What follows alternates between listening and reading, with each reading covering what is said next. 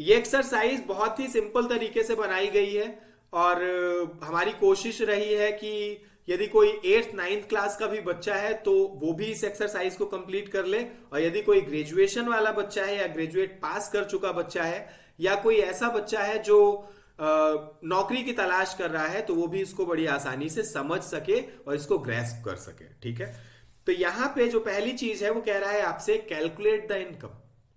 आपसे बोल रहा है कि मुझे इनकम कैलकुलेट करके दो। सेल्स का मतलब होता है बिक्री और एक्सपेंस का मतलब होता है खर्चा। तो यहां पे दिया हुआ है कि भाई 25,645,000 रुपए का सामान मैंने बेचा।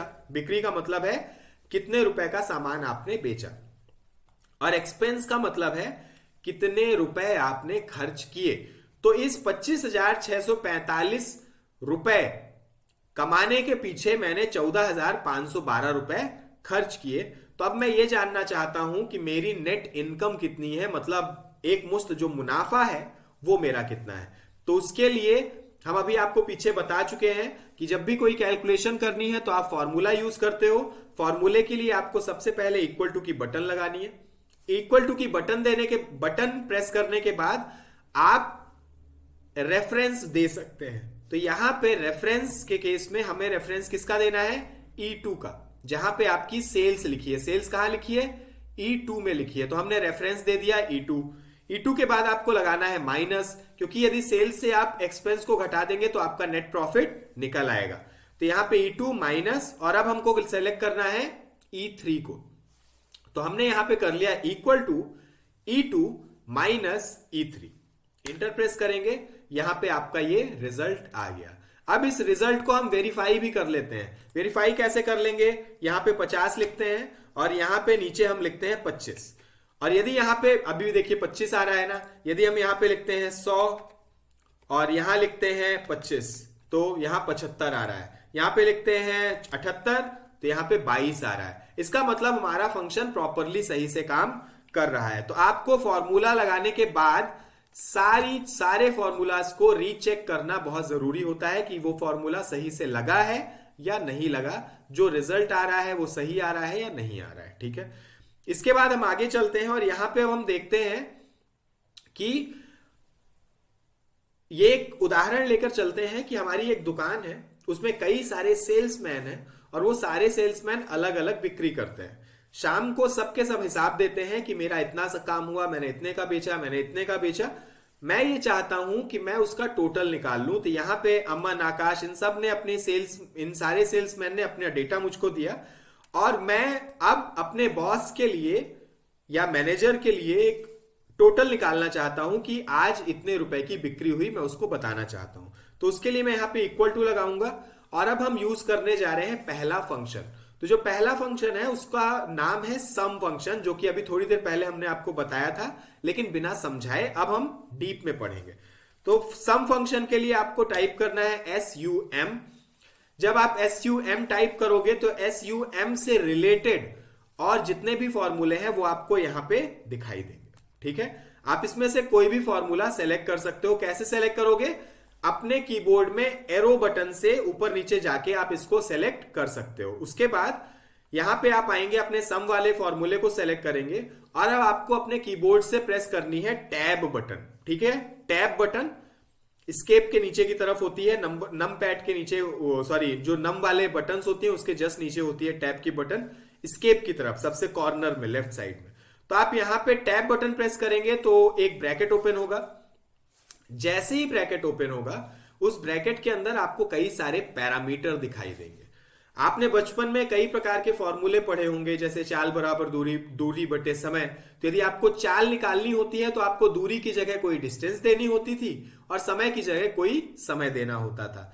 यदि आपने a+b का होल स्क्वायर पढ़ा है तो वहां पे भी a की जगह आप कोई वैल्यू रखते हैं और b की जगह कोई दूसरी वैल्यू रखते हैं। तो कोई भी फंक्शन है, हर फंक्शन के अंदर हमें उससे रिलेटेड उसके पैरामीटर्स जो है वो उसको देने पड़ते हैं और जिनकी मदद से वो कैलकुलेशन करता है। यहां पे भी एक्सेल में जब हम काम करते हैं तो एक्सेल में भी हर फंक्शन के पैरामीटर्स आपसे मांगे जाते हैं। आपको वो पैरामीटर सही सही उसको प्रदान करने होते हैं, तब वो आपको आपका रिजल्ट प्रदान करता है। तो यहां पे सम जब हमने ओपन किया तो यहां पे आपको जो पैरामीटर दिख रहे हैं वो दिख रहे हैं number 1, comma number 2 comma dot dot dot. इसका मतलब क्या हुआ? इसका मतलब है कि नंबर 1 कम से कम एक अंक उसको दीजिए, कॉमा उसके बाद यदि दूसरा अंक है तो दूसरा दीजिए, कॉमा यदि तीसरा अंक है तो तीसरा दीजिए। डॉट डॉट डॉट का मतलब है कि जितने अंक हैं आप उसको वहां पे दे सकते हैं। तो हम इसको कुछ इस प्रकार से दे सकते हैं, जैसे मैंने पहला अंक लिया, कॉमा लगाया, फिर दूसरा अंक लिया, फिर कॉमा लगाया, फिर तीसरा अंक लिया, फिर कॉमा लगाया, चौथा अंक, कॉमा, पांचवा अंक। जब पांचों अंक हो गए, एक चीज और यहां पे समझने वाली बात है कि ये num5 अभी बोल्ड है। वो इसलिए बोल्ड है क्योंकि अभी मैं num5 में बैठा हुआ हूं, और यहां पे num6 में, बल्कि यहां पे num2 से लेके num6 में सबके सब स्क्वायर ब्रैकेट में बंद है। वो स्क्वायर ब्रैकेट में क्यों बंद है? वो इसका स्क्वायर ब्रैकेट में इसलिए बंद है क्योंकि वो ऑप्शनल है। एक्सेल में स्क्वायर ब्रैकेट का मतलब होता है ऑप्शनल। कहने का मतलब है कि ये पैरामीटर ऐसे हैं जो मैंडेटरी नहीं है। जबकि यहां पे यदि आप नंबर 1 को देखें तो ये स्क्वायर ब्रैकेट में बंद नहीं है। इसका मतलब है आपको जोड़ने के लिए कम से कम एक अंक तो देना ही पड़ेगा। बाकी आगे आप यदि अंक देना चाहते हैं तो ठीक है, नहीं देना चाहते हैं तो कोई बात नहीं। तो यहां पे 5 के बाद हम कोई अंक नहीं देना चाहते हैं तो हमने इसको ब्रैकेट क्लोज किया, इंटर प्रेस किया, हमारा रिजल्ट आ गया। लेकिन ये रिजल्ट जो आया, इस रिजल्ट को लाने के लिए हमें काफी माथापच्ची करनी पड़ी, जबकि हम इसको बिना इन सबको सेलेक्ट किए भी कर सकते थे। कहने का मतलब यह है कि मैं यहां पे एक बार फिर से फॉर्मूला लगा रहा हूं, और मैं एक एक करके क्यों सेलेक्ट करूं? क्या मैं इसको एक बार में सेलेक्ट नहीं कर सकता? तो हम बिल्कुल कर सकते हैं। आप शिफ्ट की मदद से इसको सेलेक्ट करेंगे तो यहां पे आप कोलन का मतलब मैंने आपको बताया था। तो अब इस रेंज का मतलब क्या हुआ? E7 से लेकर E11 तक। तो अब हम इससे कह रहे हैं कि सम कर दीजिए किसको? E7 से लेके E11 तक जो भी चीजें रखी है उन सबको आप सम कर दीजिए। ठीक है, तो यहां पे मैंने ब्रैकेट बंद किया। एक चीज और ध्यान रखिएगा, किसी भी फॉर्मूले में जब आप ब्रैकेट ओपन करते हैं तो ब्रैकेट क्लोज करना भी आपकी रिस्पॉन्सिबिलिटी है। तो आपको ब्रैकेट क्लोज करने की आदत डालनी चाहिए। ठीक है, तो ब्रैकेट क्लोज करेंगे, इंटर प्रेस करेंगे, यहां पे आपका रिजल्ट आ गया। अब चूंकि मैं तो अपने मैनेजर के लिए बना रहा था, लेकिन वो जो मैनेजर है, वो उसका जो बॉस है वो पढ़ा लिखा बहुत ज्यादा है नहीं, तो उसको अंक वगैरह ज्यादा समझ में आते नहीं है। तो वो ये चाहता है कि उसको आप शुद्ध हिंदी में लिख के या इंग्लिश में लिख के उसको बता दीजिए कि आज की सेल कितनी हुई। तो असल में वो एक लेबल चाहता है, या उसने आपसे ये कह रखा है कि ऐसा है, मैं बाकी चीजें नहीं जानता हूं, मुझे एक्सेल की कोई शीट नहीं चाहिए, तुम रोज मेरे सामने, मेरी टेबल के सामने एक प्रिंट में लगा दिया करो शाम को कि सर आज की सेल इतने रुपए की हुई। अब वो प्रिंट एक कागज पे निकलेगा, कागज पे प्रिंट निकलेगा तो आप केवल सेल की वैल्यू लिख के तो दे नहीं दोगे, वहां पे कुछ टेक्स्ट भी लिखोगे। तो जो अगली चीज हम समझने जा रहे हैं वो यही है, और उसके लिए हम मतलब हम एक लेबल बनाने जा रहे हैं, और उस लेबल में हम टेक्स्ट और नंबर या फॉर्मूले को एक साथ रखेंगे। ठीक है, तो यहां पे हम एक लेबल बनाने जा रहे हैं डेली सेल्स के लिए। डेली सेल आपकी हुई है 29,664 रुपए की। तो आपका जो बॉस है वो आपसे कह रहा है कि मुझे कुछ इस प्रकार से लिख के दो, total sale for today is 29,664 rupees only, full stop, enter press किया। आपके बॉस ने कहा कि मुझे सेल ऐसे लिखी हुई चाहिए, मुझे इससे समझ में नहीं आता है, मुझे ऐसे चाहिए। तो आपने कहा ठीक है, आपने इसको बनाया और आपने इसको प्रिंट करके उसको दे दिया। लेकिन अगले दिन यहां पे सेल बदल जाएगी, और चूंकि ये सेल बदल गई तो ये अब आपको दोबारा से यहां पे 31,072 लिखना पड़ेगा। तो क्या कोई ऐसा तरीका है कि यहां वाली वैल्यू अपने आप यहां पे भी आ जाए? जी हां, बिल्कुल है। और दो तरीके हैं और दोनों तरीकों को हम सीखेंगे। तो जो पहला तरीका है वो अभी थोड़ी देर पहले मैं आपको बता चुका हूं। एम्परसेंड की मदद से हम टेक्स्ट और नंबर को आपस में मिलाकर रख सकते हैं। कैसे करेंगे वो देख लीजिए।